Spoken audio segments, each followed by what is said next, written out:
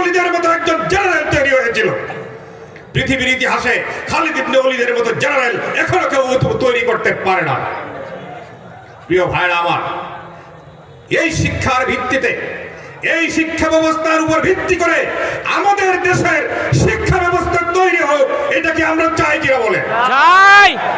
যদি আমরা আমাদের শিক্ষা ব্যবস্থাকে এই চার মৌলনীতির উপর তৈরি করতে পারি, তাহলে আমরা এই ধরনের সমাজ এবং রাষ্ট্র তৈরি করতে পারবো।